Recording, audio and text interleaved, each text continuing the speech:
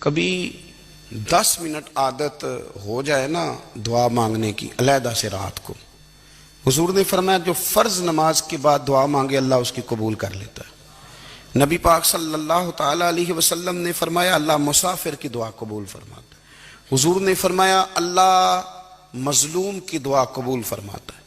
حضور نے فرمایا بیمار سے دعا کراؤ اللہ اس کی دعا قبول فرماتا ہے۔ میرے نبی پاک نے فرمایا ماں باپ جب بھی اولاد کے لیے ہاتھ اٹھائیں، ویسے تے بلے شاہ تو آسمانی اڑ دیا ہی پھڑ دیں، جڑا گھر بیٹھا انہوں بڑھیا ہی نہیں۔ حضور فرمانے لگے ماں باپ جب بھی اولاد کے لیے دعا فرمائیں اللہ ان کی دعا کو قبول کرتا ہے۔ آپ اپنا تعلق بنائیں، دعا کے ساتھ، عبادت کے ساتھ، مصلی کے ساتھ رشتہ بنائیں، استغفار پڑھیں۔ صلاح الدین ایوبی صلیبی جنگوں میں تھے، رات کو مسجد اقصی میں نماز پڑھی تو پریشان تھے۔ ایک بزرگ سے ملاقات ہوئی تو وہ کہنے لگے کہ آپ بڑے پریشان ہیں۔ کہنے لگے حضور پریشان اس لیے ہوں کہ پہلے ہی مسلمان کمزور ہے، اب میں نے سنا ہے دشمن کا ایک بحری بیڑا وہ جنگی سامان سے بھرا ہوا آ رہا ہے، تو اب ان کے پاس اور تلواریں اور نیزے آ جائیں گے، مسلمانوں کے پاس پہلے ہی وسائل کی کمی ہے، پریشان ہوں کس طرح کر کے مقابلہ کریں گے۔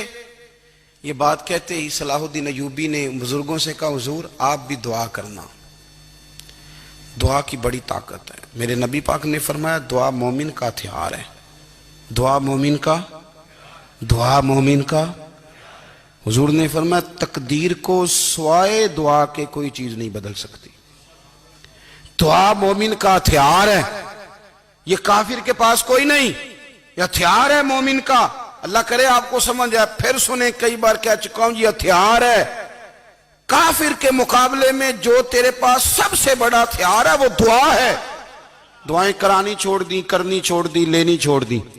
حضرت سیدنا انس بن مالک رضی اللہ تعالیٰ عنہ فرمایا کرتے تھے میں نے وہ رنگ دیکھا ہے جب حضور دعا مانگتے تھے اور حضور کی مقدس آنکھوں میں آنسو بھی ساتھ ہی بہا کرتے تھے، میں نے وہ انداز دیکھا ہے۔ تو صلاح الدین ایوبی بزرگ سے کہنے لگے آپ بھی دعا کیجئے، اور خود رونے لگے اور سر سجدے میں رکھ کے رونے لگے، اور عشاء سے لے کر فجر تک روئے، خوب روئے۔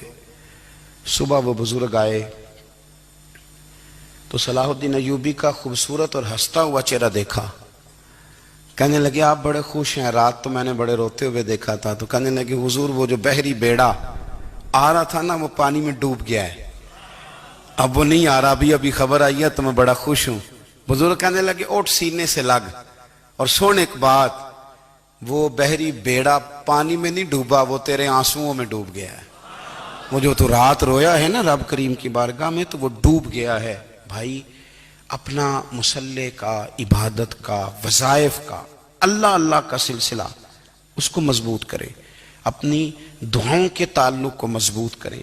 دعائیں بڑے انقلاب برپا کر دیتی ہیں۔ ہم تھوڑے نا جب سے خشک ہوئے ہیں نا، خشک، اور میری تو جماعت ہی صوفیاء کی جماعت تھی، ہم تو داتا علی اجمیری کی جماعت سے، ہم تو خواجہ اجمیری کی جماعت سے، ہم تو شیخ احمد فاروق سرہندی کی جماعت سے، ہم تو صوفیاء کی جماعت۔ ہماری جماعت نے بھی وہ تعلق جو ہمارے بزرگوں نے بنایا تھا۔ بزرگ اللہ کے قریب کیسے جاتا ہے؟ ہمارے یہاں نا بہت سارے لوگ کہتے ہیں جی نظر ہو گئی تو کام ہو گیا۔ بھائی جو بخاری مسلم میں طریقہ ہے نا اللہ کا قرب پانے کا وہ تو نفل ہے۔ نبی کریم علیہ السلام نے فرمایا بندہ نفلوں کے ذریعے رب کے قریب جاتا ہے، اور اتنا قریب جاتا ہے کہ پھر اللہ اس کی زبان بن جاتا ہے، اللہ اس کی آنکھیں بن جاتا ہے، کان بن جاتا ہے، ہاتھ اور پیر بن جاتا ہے۔ تو یہ تو عبادت ہے، یہ تو اللہ کی بارگاہ کی حاضری ہے جو آپ کو اللہ کے قریب کرے گی۔ تو نماز کو اہمیت دے کے ادا کریں، نمازیں موبائل بند کر کے ادا کریں۔ لیکن نا کچھ لوگ کہتے ہیں مجھے ٹائم نہیں ملتا نماز کا، تو میں کہتا ہوں یہ آپ نے بڑی جرت کی بات کی ہے۔ مجھے کو میرا پیر بھائی کہہ دینا میرے پاس ٹائم نہیں آپ کو ملنے کا، تو میں کہتا ہوں آج کے بعد آنا ہی نہ۔ تو کیا سمجھتا ہے تو بہت بڑا آدمی ہے، تیرے پاس ٹائم نہیں اور ہمیں ملنے کا ٹائم، موج کر۔ تو آپ نے اللہ رسول کو کہہ دیا ٹائم نہیں۔ اور عجیب فلسفہ ہے نا، کہا جائے نماز پڑھنے آؤ تو کہتے ہیں کپڑے ٹھیک نہیں، اور کہا جائے کہ آؤ ذرا دعوت پہ چلیں تو کہتے ہیں 1 منٹ ٹھہر میں کپڑے بدل کے آیا۔ نماز کے لیے کہا تو کہتے ہیں ٹھیک نہیں، دعوت کے لیے کہا تو کہتے ہیں میں ذرا تیاری کر لوں، یوں جانا مناسب نہیں۔ یہ معاملہ ٹھیک نہیں۔ رب تو فرماتا ہے کہ جب تو مسجد میں آ تو زینت اختیار کر کے آ، خوب ذوق سے دعا مانگیں، خوب شوق سے نماز پڑھیں، خوب استغفار کا مزاج بنائیں۔ آپ لوگوں کے بیچ رہ کے سوکھ حاصل کرنا چاہتے ہیں، لیکن آپ کو پتہ ہے کئی مہینے غار حرا میں رہنا بھی مدینے والے محبوب کا طریقہ ہے۔ ہر سال اعتکاف بیٹھنا الگ سے، یہ بھی حضور کا طریقہ ہے۔ مسجد نبوی کے اندر دروازہ کھلتا تھا نبی کریم کا، پر گھر کے اندر نفل پڑھے نبی پاک، اور حضور فرماتے ہیں کچھ نفل نماز گھر میں بھی پڑھا کرو، گھر کو قبرستان نہ بناؤ۔ ہمارا گھر اللہ کے ذکر سے آباد ہوگا۔